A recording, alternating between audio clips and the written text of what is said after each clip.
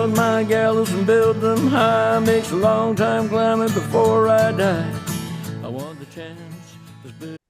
Hello everybody, welcome to Longbangers. I'm Matty, and instead of John or Colin, I'm joined tonight by Amy Canavan. Amy, how are you?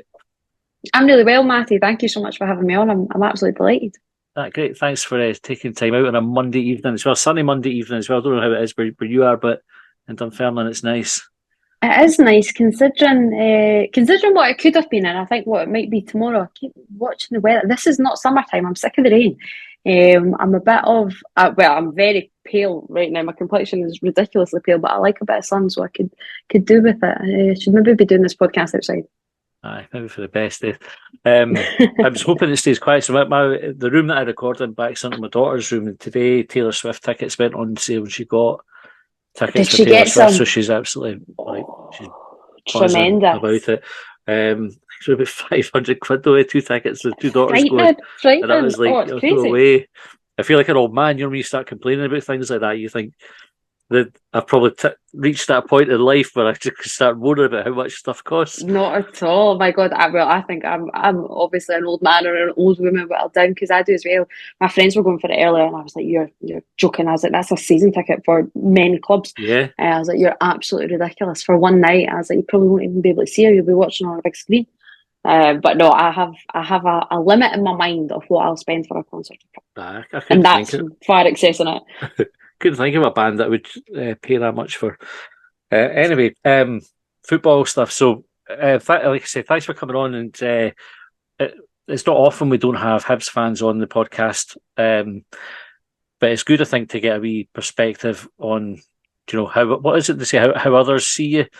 How others see you, from the outside in, sort of thing. And it's a funny thing, right? So, as I know from my point of view, I don't mind other Hibs fans criticising Hibs, right? But when other Hibs fans do it, you get awfully precious about it. Oh yeah, it's very protective. I think that's the way it should be, the way it's like sort of that tribalism. Of course they should. It's like you can slight your own family, but you can't have others. I'm the biggest. What's kind of kicking around right now? My brother's 21 tomorrow. That's what these balloons are. I can slag him till the cows come home. But the minute somebody else says something about him, no, then I'm more defensive than ever.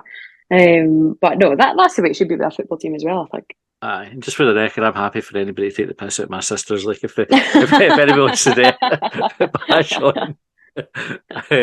This may end soon. So I suppose if we just start off with a bit about you, Amy, and your career. So I know you do stuff with the Terrace, with the BBC. So how did you kind of get into that? Where did it all start off? So it all started off that I really had no choice other than to like football. My dad's a referee. He's always been an amateur referee, a rather good one at that. He's through in the next game round, so he can probably hear me right now. But he isn't too bad for an old man, I have to say. So I was always going to football, going to his football as well, so going to the sort of lower league stuff. And just, having my brother who's 21 tomorrow, actually. It was just the two of us growing up, so it was all football orientated. And then I used to play football, I used to play basketball, lawn bowls as well because I was a cool kid, tennis. I'd play absolutely everything that I possibly could. And then I was in primary 7, and my mum worked at our primary school, and one of the other teachers said to her, Amy loves sport, she's very good at writing, why doesn't she become a sports journalist? And the minute that seed was planted, it was somebody else's idea. So that's why I'm a great journalist as well, because it's always somebody else's idea that I'm nicking. It's never my own. So that seed got planted, and just throughout high school I just made sure that all my sort of subjects were focusing towards somehow ending up in journalism. At one point it was going to be maybe go and study history and then study journalism, but I thought, nah, it's going to take an extra year because I'm going to have to do a master's in journalism, and I just wanted to get on with it as quick as possible. So through high school and then 4 years at Napier doing journalism, and I absolutely loved it. I had a great time. And then I've just completed my first year, like in the real big bad world, out of any sort of education, and it's been a blast. I've been very fortunate. Was it always sports journalism that you wanted to get into? Oh yeah, absolutely. It was always sports journalism. I purposely done journalism at uni and not just sports journalism, because I got into sports journalism at Stirling and journalism at Stirling, and then journalism at Napier, as I said, and that's where I went. And it was purely because I wanted to stay at home. I realised I wanted to stay at home. I thought I wanted to go to Stirling, and then I hated it. So my mum and dad must have done something right, or perhaps they now think they've done something wrong because they can't get rid of me now. But I absolutely love being at home. So I stayed in Edinburgh, and I don't think everyone's tried to get me to move out to Glasgow because of my work and whatnot there, and I just do not see the appeal. I love Edinburgh, so I stay here, and it was always going to be sports journalism, and I only done sports journalism for one module at uni, obviously, and it was actually in the first COVID year. So we, for that sort of semester, we started the semester in the January, and I think we were booted out of uni maybe the second week in March, something like that, when I think Italy's numbers were rising. And then we were starting to get a few cases here. And then because I was in second year at uni, they just scrapped it and everyone got a pass. So I never even really got to do like proper sports journalism at uni. I think that Saturday, I'd say we finished uni on the Thursday, and that Saturday we were supposed to actually be at a Hibs game at Easter Road. I can't remember who it was against. So let's see. I don't even think Dundee United were in league. But it was Hibs against somebody, and we were supposed to be at the press conference as well on the Wednesday, and that all fell through. So it was actually a really rank time, and I remember being quite worried because I thought, I'm not going to really have any sort of like sports journalism background. I remember the only thing I did do was I wrote a match report on Celtic against Hamilton Accies, which had been on Sky Sports on the Sunday a few weeks ago, and I had to write a match report as if I was there for none other than David Tanner. He was our guest or lecturer at the time, and he's now going to lead the masters program at sports journalism at Napier from this year on, actually. So it was a bit actually concerning, but it didn't sort of shift my outlook or anything. It was always going to be sports journalism. I like a lot of other aspects, but I think to be able to be in a niche, you've got to be very, very passionate about something. And it's more, I thought, right, if I went into politics, or if I just went into hard news, as I would always have an eye on the sport anyway, so I was like, may as well just immerse myself in that, and then opportunities as well, no doubt, come up. Certainly fell on my lap at a time where it looks very good to have a female on the sports desk. I've landed fortunate. What is it's interesting that you mentioned before trying to get you to move through to Glasgow. Yeah. Do you feel it's like so from the outside looking in at the media, it feels like a very Glasgow centric industry in Scotland. Being in the industry, is that like a fair assessment? I think it's certainly a central belt thing, and you sort of joke about it.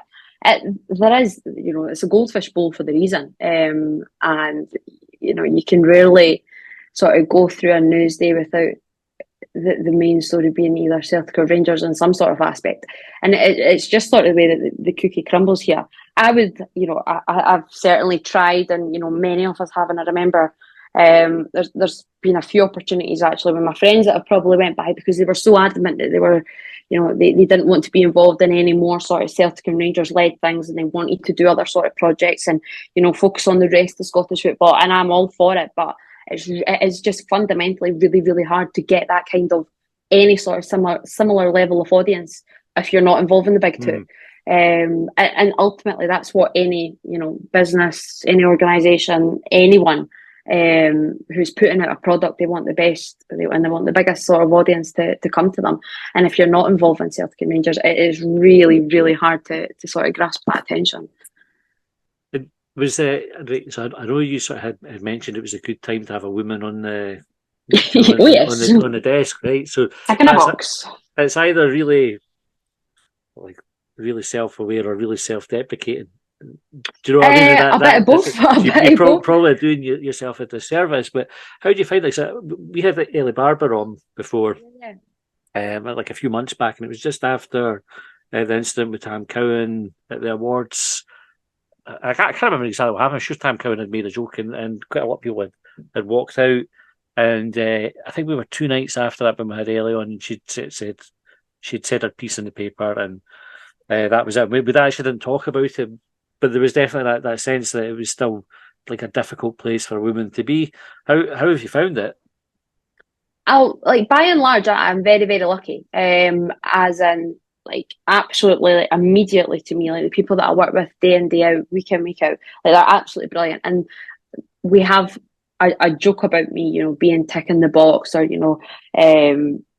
just sort of I'm trying to think of a politer way that there is a reason that I am there kind of thing. And we have a laugh about it. And I think my biggest thing is that if I say it first, then you're sort of shutting up in case anybody, maybe they're not going to say something, but if I've sort of taken a little bit of ownership for it, because I am aware that,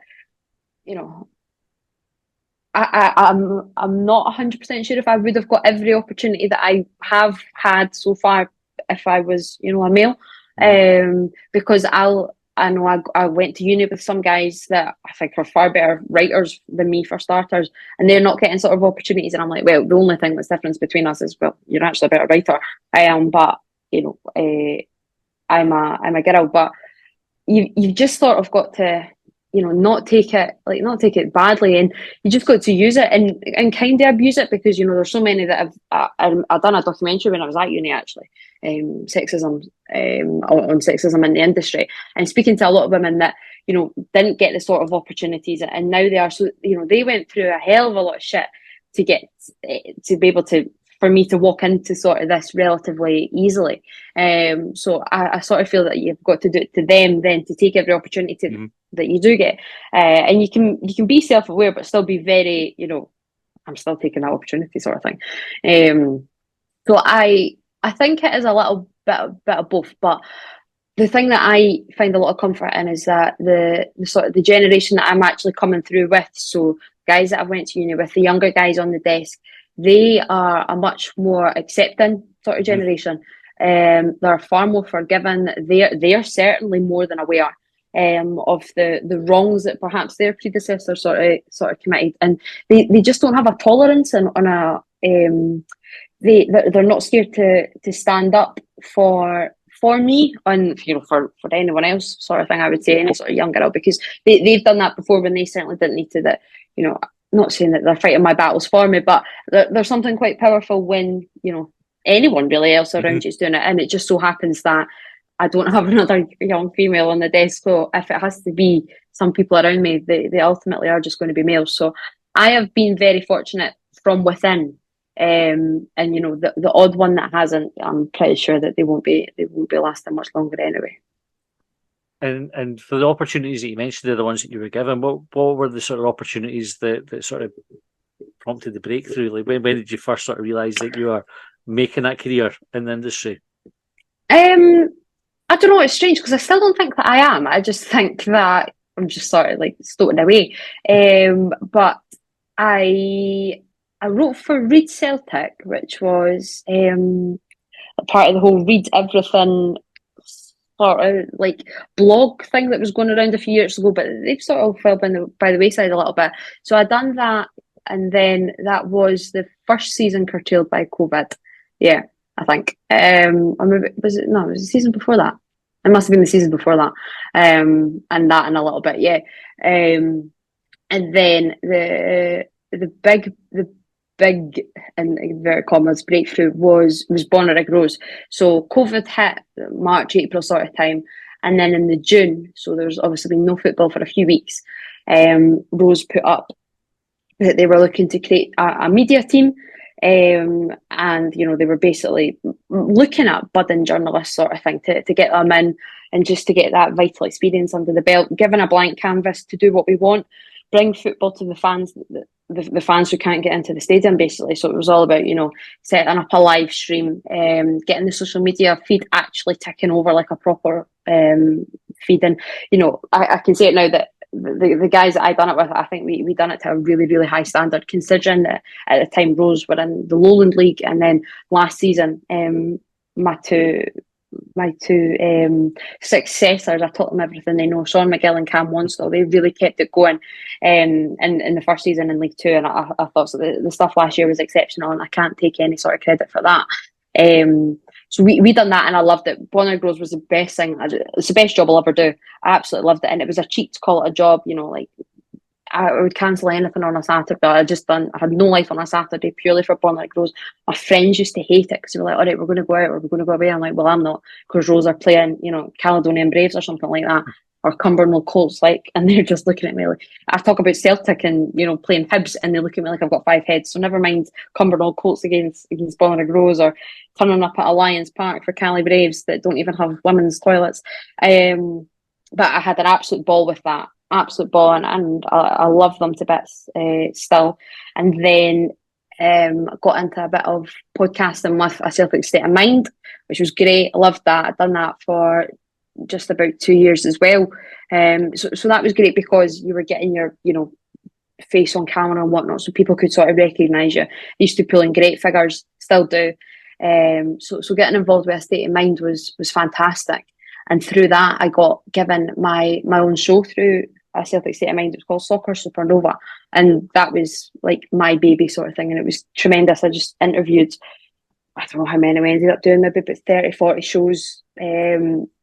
Gordon Smith, Archie McPherson, Mark Warburton. It was just folk from Scottish football, really. But no sort of like Celtic legions, as I'm going to say, that I interviewed Paul Elliott. But just really, really great figures. And that was that for a journalistic sense, that was amazing. Especially when you're coming up against, guys that have done the circuit, but they're still not just going to give you everything at the drop of a hat. You've got to work for it. Jock Brown was one of the first ones, and he really made me work for anything that I wanted out of him. And it was a great learning experience because I was really, really nervous. And now I watch it and I go like, or I'll hear people talk about it and I go, oh, that was an awful interview. I should have done this, should have done that.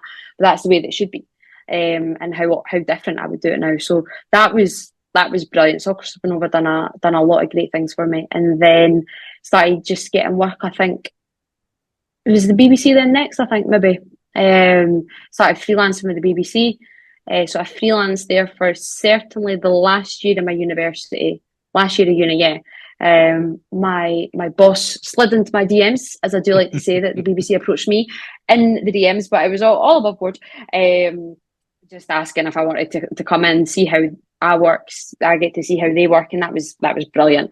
So I freelanced there for a year and a bit, and then got taken on in a more contractual basis and visits to the Terrace, SFA, all of that stuff in between, the EBU.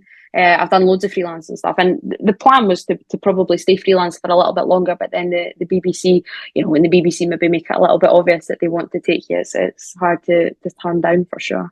I mean, they're the huge player in Scotland for the sport, aren't they? The BBC. They're not too bad, I was just when you said sliding the DMs, I'm pretty sure that's how we approached it as well. So I hope exactly. It was Colin that did it. It's the way that it grabs my attention, so it's probably the bit you get lost in emails easily. But if you're coming into Twitter, it'll certainly catch my eye. And how did you find it on the Terrace when you got on that Terrace? Podcast. I love a lot of our that. Listeners will be familiar with it.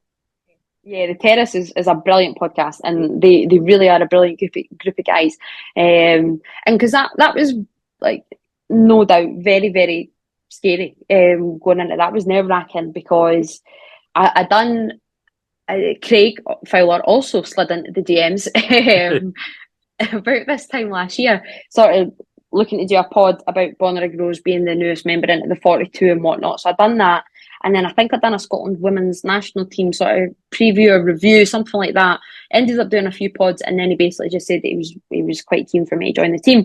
And you're joining a very, very established group of guys that, certainly their voices are all very recognisable. The ones that are on the telly are obviously their faces are as well. And like them or loathe them, I think most fans of Scottish football, certainly of a certain age, are more than aware of at least who a couple of them are. Mm-hmm. So it was very daunting to walk into, and because you've listened to them, and I'm very aware that the Terrace is largely a lot of my friends who like football is their sort of their go-to podcast and whatnot. So that in itself was a bit like, oh my god, they actually might listen to me, because the Celtic ones, they just didn't bother, especially if they're not Celtic fans, and none of them are.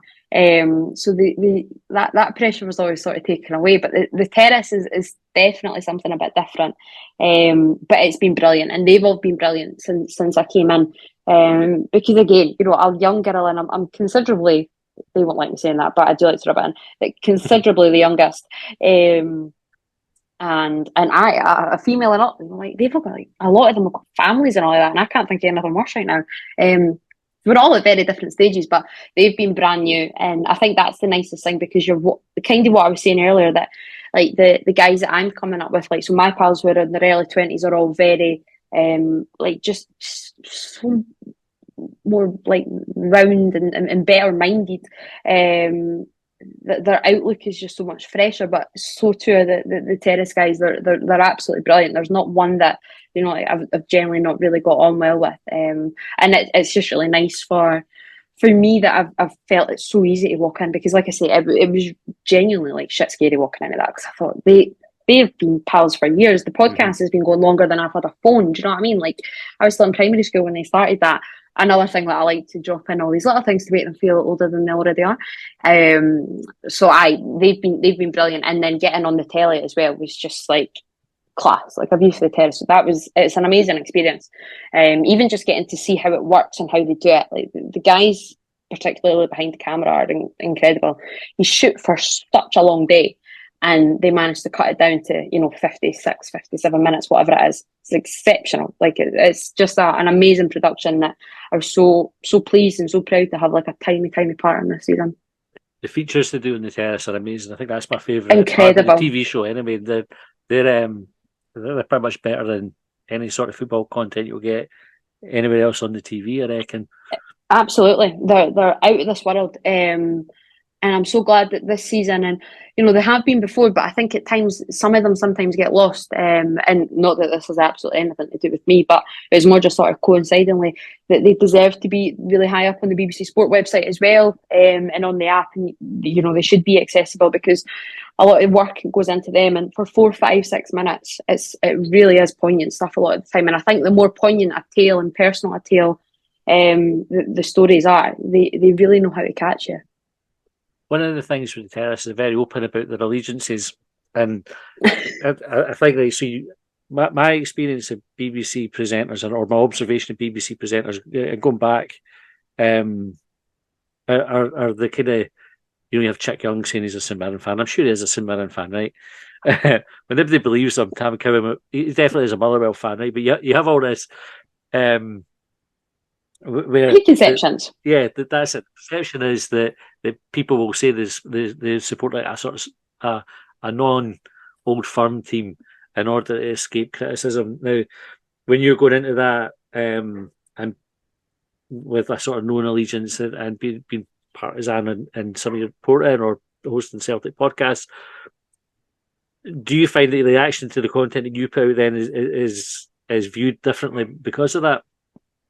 What could you possibly be implying? Do you know what? It's crazy, because I actually, when you asked me this earlier, before we came on, and I was thinking about it, I actually, like, swear to God, get more hate and get more criticism, or certainly, trying to catch me out sort of thing from Celtic fans who do not believe that I'm a Celtic fan. Really? I swear to God. So I've got one who absolutely loves to, comment on absolutely everything I leave, and who just called me, she's not a real Celtic fan. She's a massive Bonnyrigg Rose fan. Now, I'll be honest with you, if there is a massive Bonnyrigg Rose fan, it probably is me, but there is no such thing as a massive Bonnyrigg Rose fan. I have a real fondness and a love for Bonnyrigg Rose, and I've been very honest, I have a Bonnyrigg Rose season ticket, but it's me giving back to my local community. Like, I've got a huge family history with Bonnyrigg Rose. Not to bore, but like my great granddad was the chairman for years. My dad, my uncles, and my nana, they've all been involved in the club, so that's a very, very personal thing. I constantly get called a Hibs fan. Do not know where that comes from. Honestly, it's the East Coast accent. You can't possibly be from Edinburgh and be a Celtic fan, or be a fan of the club who are open to all, but I can't live on the other side of the M8. I'm always brought up that I'm a Hibs fan. They try and catch me out, like walk, I don't know, like out in a nice bit down in Leith. Oh, she's got to be a Hibs fan. Like, all right, okay.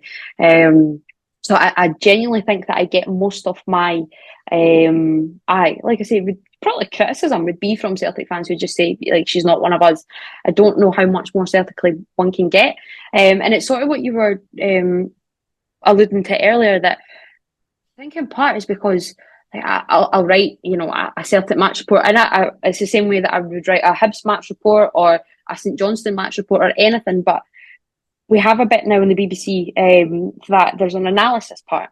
And that's where, it's about as opinionated as you can get at the BBC. And so you can be slightly more critical to or, complimentary of a team, no matter who it is, like if you've just been beat 6-0, you should be able to say that, the defence was an absolute disgrace. Maybe somewhere else you wouldn't be able to use a disgrace when talking about it. But, I get screenshots all the time, and no matter what I say, I think that the match report that I done was one of the Celtic ones. It was Celtic 4-2 against Dundee United. And they were 2-0 up, and then it was 2-2.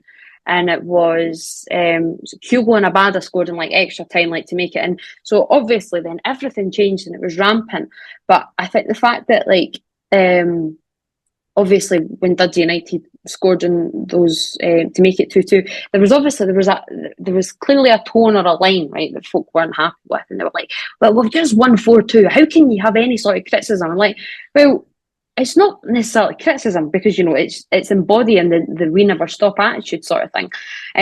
But you can still say that they're two terrible goals to concede. Mm-hmm. It's just that why can't... So if I'm in the pub saying that, it's fine because I'm being critical of my own team and everyone's allowed to be. But the minute then, like I was doing it on behalf of the BBC, it was just like, oh, see, she's no one of us. There's no way she can be one of us. Like, well, is it not actually better because then there's some sort of, honesty? Although I think there's very honest journalists across the desk at the BBC. Everyone has their own sort of, like I say, conceptions, preconceptions. But I would honestly say for sure that I get more hate from Celtic fans than Rangers fans about being a known Celtic fan. Like, I don't hide it because they'll think they do say that I'm hiding behind the Bonnyrigg Rose curtain. Okay, which I don't hide as well.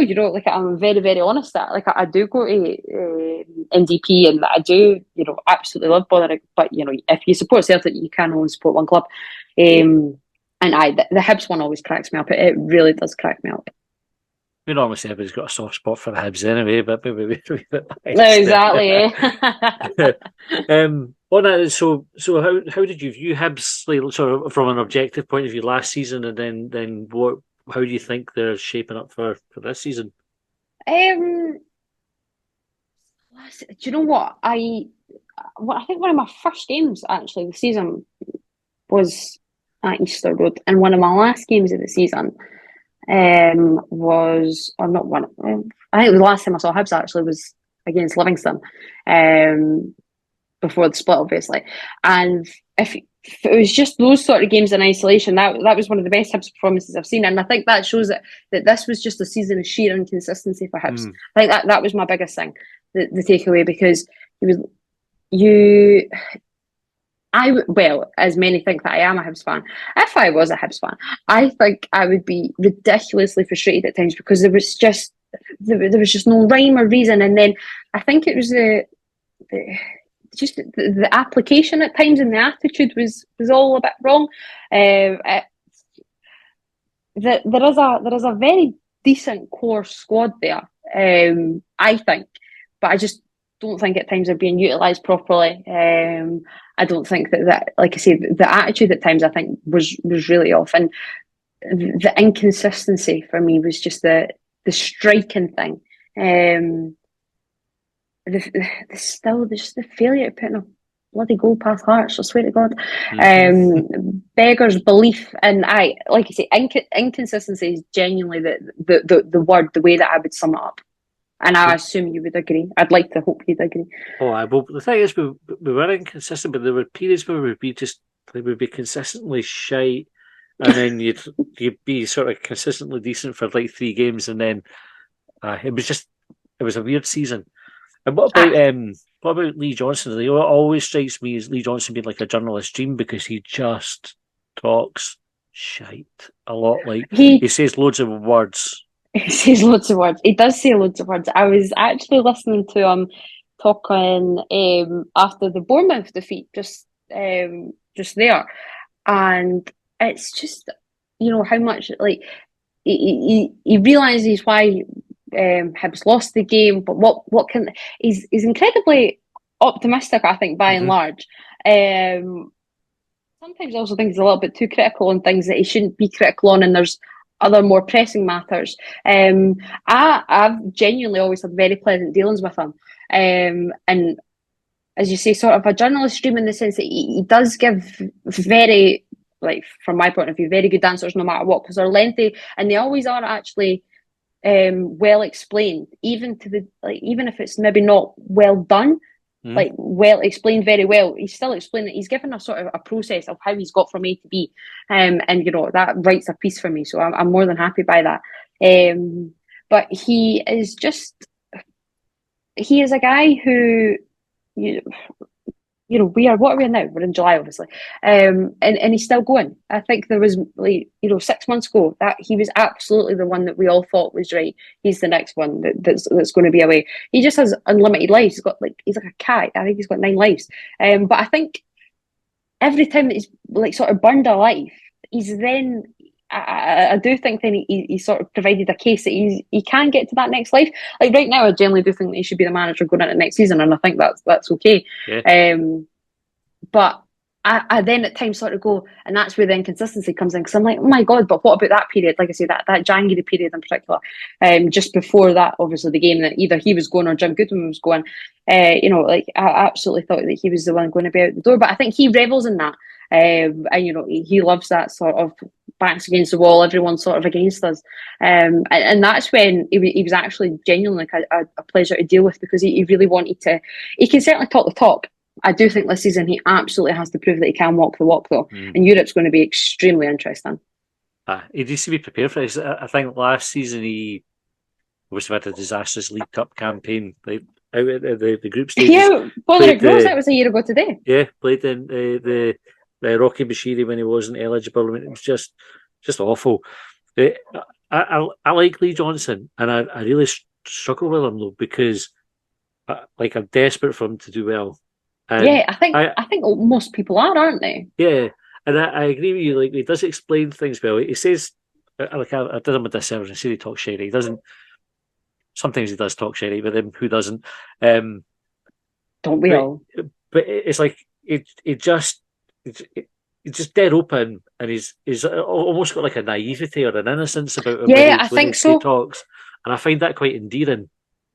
Yeah, because he's not completely, and I think that's what I was sort of alluding to, that he will explain somehow how he gets from A to B. And for me, that's the dream, because you get other managers that start at A and they'll get halfway, like A and a half, and they can't finish off B, because they are so well media trained that something clicks in their mind and goes, shit, I should stop talking. But he just keeps going. He's extremely open, and I think it's sometimes, Hibs fans, I would imagine you're just like, oh my God, shut up, please. But I think rightly so, everybody should be like that about their manager and their club, because everyone's got to expose things that you don't want them to say. You don't want Brendan Rodgers coming back and saying what he said, that I'm going to be here until they basically kick me out. Like, oh, don't say that, Brendan. You're literally promising that you're not going to do the dirty, and you've done the dirty last time. So he doesn't have that switch in the noggin yet, that you've got your managers that are so well media trained that it's like that they take classes on it. But he doesn't, and I think he has an incredible level of self-belief. And as a manager, you absolutely have to have some sort of degree of that. I think that's certainly not one quality that he faults in. He's got that in abundance, but I do deep down really think that is a guy that does want the best for Hibs. And when all it's said and done and whatnot, I do think that if somebody's got the very best interests of football club at heart, I think in this day and age you've really got to take that and think, that's a massive tick. Definitely. We're almost out of time, so I suppose just to wrap up, how do you see this season panning out? So for your own club, for Celtic, with Rodgers coming back, and I think Rangers look to be a bit stronger towards the end of last season. So do you think it's going to be closer this season? I think it's going to be very interesting. I think Rangers have made a lot of signings, but I don't know how much actual quality is in that amount of signings. I think no matter what, Michael Beale had to, he had to be given money, and he has been, and he had to bring in players. He had to be able to get his own sort of stamp on the club. There's no doubt that they've vastly improved under Michael Beale, and I think that's when again probably Celtic fans get a little bit critical. They're like, how can you say Rangers got better? Still won the treble and blah blah blah. Yeah, but they ultimately did get better. The games were a few seasons ago, we're beating them 5-1. You're not beating them 5-1 now, and you can just see it in the style of play. Well, the fact that they won the last game, okay, Celtic rested players, that doesn't matter. There was still there is evident improvement, and you're just acting dumb, and just you can admit when you have to. I think be able to admit when a team are improving, and they are. Cantwell's been very good since coming in, and I think he will have I think if he's got a decent pre-season under his belt, I think it could be interesting to see what he does next year. There is a few signings that I'm interested in, but I would like to think that Celtic, can still at least keep up that level. Losing Jota's a massive miss, but there certainly seems to be a few more signings sort of confirmed, but not really confirmed. Confirmed, but deal not done, sort of thing. But that's all more than fine by me. Brendan Rodgers for himself, he has to deliver success. The league has to be sealed. Ideally, the treble, which in itself, that's when I think you've got to laugh as well. Here's me going at the start of the season. If he doesn't win a treble, it may be deemed a failure. That's just ludicrous. I'd like to see improvement in Europe. I don't think it's very hard to improve because we've been absolutely rubbish. There has to at least be a win. Make Celtic Park a little bit of a fortress again would be decent, because it's been near on a decade since anyone's properly feared coming to Celtic Park, and the level of opponents that have managed to sort of dismantle Celtic's not embarrassing, but certainly compared to what it used to be 20 odd years ago. So that's what I would like to see. And then from a Hibs perspective, I think it's got to be top six, without a shadow of a doubt. But that should be bread and butter every single season. And I would really like to see. I'd like to see a bit of tussle for third, really, because I think Aberdeen, I still think are fairly strong. Hearts haven't done an awful lot so far this transfer window. Signing Michael McGovern, I think many probably would have wanted maybe about 10 years ago. So he's getting on now. So I think, for Scottish football in general, you want as many clubs as possible in Europe as well. And I would absolutely love, for probably work purposes as well, because I'd like to think I'd maybe get to a few European games at Easter Road. A bit of a getting a little bit of a run in Europe, getting to those group stages wouldn't be too bad a thing at all. Maybe petitioning the bosses for the away legs. Never mind the exactly ones. Get the away ones. I need to work my way up to them. I'll get sent to Slovenia or something like that. I always think that would be like the worst thing. You kind of get a Euro tie and it's like somewhere shite, and you go Faroe Islands or something. Yeah. You're like, I don't want to be going there. Aye, Wales. Another Connacht. Amy, we're out of time. Thanks so much for coming. I really enjoyed the episode with you today, and best luck with Bonnerig. Thanks very much, Mike. Thank you. I hear that you just said Bonnerig. Yes, that was noted. No, it's been a pleasure. Thank you so much. Really enjoyed it. Nice one. We will be back with John or Colin and or John, depending on whether John can make it, with extra time for subscribers. So stay tuned for that, and we will see you next time.